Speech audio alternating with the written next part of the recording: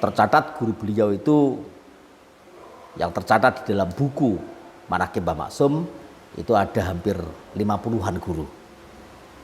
Memang mondoknya nggak begitu lama-lama, ya 4 bulan, setengah tahun. Yang lama itu di Sarang, di Mbah Umar Sarang, kemudian di Mekah di Syekh Mahfud At-Turmusi.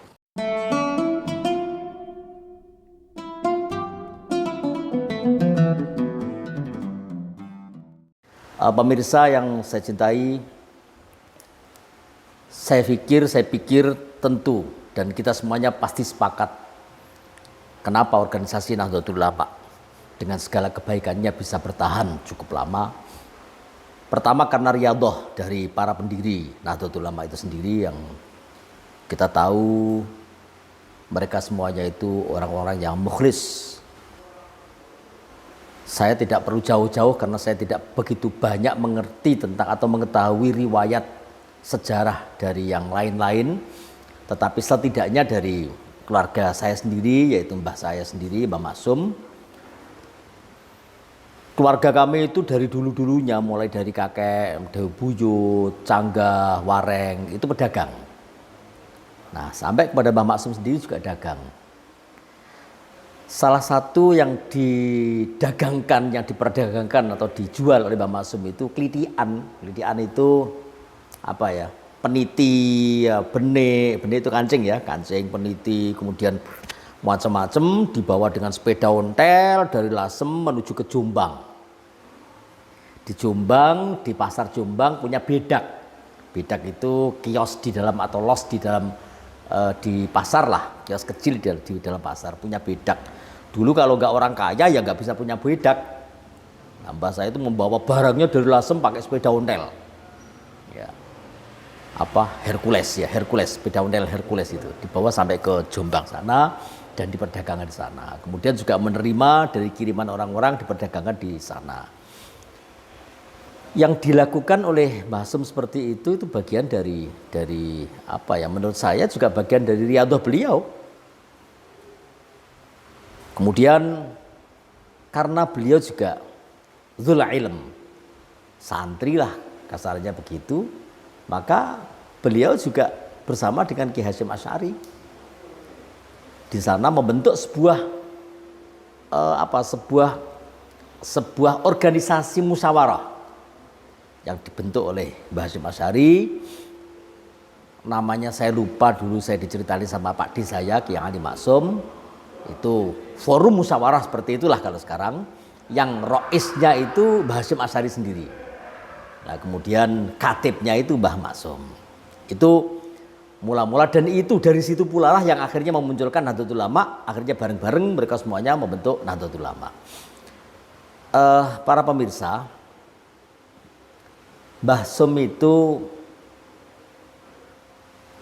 dalam sejarah hidupnya mulai kecil terlahir dengan nama Muhammadun, dan sejak kecil juga sudah yatim, bahkan belum begitu dewasa sudah yatim piatu, sehingga tempaan hidup bisa kita rasakan bagaimana seorang yatim piatu. Tetapi jiwa dagang dari Mbah Maksum muncul, dan jiwa keilmuan juga muncul, atau tetes nasab keilmuan dari mbah-mbahnya dulu yang juga alim-alim muncul kepada Mbah Maksum juga, sehingga Mbah Maksum juga menuntut ilmu sampai kemana-mana. Tercatat guru beliau itu yang tercatat di dalam buku Manaqib Mbah Maksum itu ada hampir 50-an guru. Memang mondoknya nggak begitu lama-lama, ya 4 bulan, setengah tahun. Yang lama itu di Sarang, di Mbah Umar Sarang, kemudian di Mekah di Syekh Mahfud At-Turmusi. Itu yang cukup lama. Saudara, bahwa thariqah yang lakukan oleh Mbah Maksum dalam kesehariannya setelah Mbah Maksum itu mentas di Lasem, itu menyebut dirinya sebagai thariqah hubbul fuqara wal masakin. Kalau Mbah Maksum sendiri menyebut dirinya enggak thariqah hubbul fuqara wal masakin, thariqahnya thariqah takrib. Kalau ditanya Jenengan ya torikoh mbah? Iya aku ya torikoh cung. Iya saya torikoh cung. Nah, torikohnya apa mbah? Torikohku itu takrib. Artinya Mbah Maksum mengartikan torikoh mu'tabarah itu adalah sesuatu yang sanadnya bersambung pada Rasulullah SAW. Segala kebaikan-kebaikan, wirid-wirid yang dilaksanakan dan bersambung pada Rasulullah, keilmuannya itu semuanya adalah torikoh mu'tabarah menurut versi Mbah Maksum. Sehingga ketika menyampaikan bahwa torikohku itu takrib, di mana Mbah Maksum itu takrib Fathul Qorib itu hatam dibaleni mana hatam dibaleni mana terus sampai beliau meninggal, sampai wafat itu juga Fathul Qorib, salah satu kitab yang dibaca terus menerus. Juga Ihya Ulumuddin, Al Ihya Ulumuddin ya, kemudian Kifayatul Akhyar sama Riyadhus Shalihin. Itu yang terus menerus, misalkan tidak diajarkan di santri ya dibaca sendiri, nggak diajarkan santri ya dibaca sendiri terus. Kilas balik sebentar tentang proses menjelang berdirinya Nahdlatul Ulama. Tahun 25 Mbah Maksum walaupun lebih sepuh daripada Mbah Hasyim Asy'ari, tapi Mbah Maksum mengakui Mbah Hasyim itu sebagai gurunya. Dalam ilmu hadis, Mbah Hasyim Asy'ari adalah gurunya. Sepakat dalam rangka menangkal gerakan Wahabi.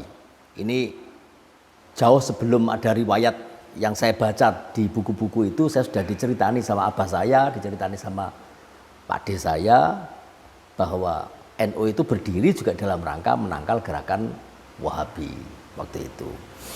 Nah, tahun 26 itu juga ketika berdiri Nahdlatul Ulama pada tanggal 31 Januari atau tanggal 16 Rajab, tanggal 31 Januari 1926 di Surabaya itu, bulan Januari hari itu pula Mbah Maksum, kemudian Mbah Baidawi, kemudian Mbah Khalil, 3 serangkai lasem yang ikut bersama-sama mendirikan Nahdlatul Ulama di Surabaya, itu secara bersama-sama membentuk cabang-cabang. Waktu itu belum ada istilah cabang, termasuk lasem. Ya, waktu itu apa namanya saya lupa ya. Tapi belum ada istilah cabang, pokoknya NU Lasem gitu aja, NU Lasem. Jadi NU Lasem itu berdiri merupakan cabang yang ke-11. Sekali lagi, waktu itu belum ada istilah cabang. NU yang berdiri di sebuah kota ke-11. Pertama itu Surabaya, 2 itu Blora, yang ketiga itu Jombang, 4, 5, 6, 11 itu Lasem. Nah, mana daerah kekuasaannya Lasem-Lasem ya sekitarnya dimanapun. Ya Rembang, ya Sulang, ya mana-mana lah. Sampai ke daerah wilayah Tuban sekalipun. Itu dulu juga kegiatannya ikut ke Lasem. Nah akhirnya pada tahapan berikutnya Mbah Maksum menghendaki Rembang juga didirikan. Maka yang mendirikan cabang Rembang adalah 3 serangkai Lasem tadi itu. Mbah Maksum, Mbah Baidawi, dan Mbah Khalil. Itu yang mendirikan NU cabang Rembang. Ala kulli hal, memang keinginan dari ulama-ulama dulu itu, keinginannya itu ya sing penting NU iku mlaku, sapa sing nyekel, ayo semakin banyak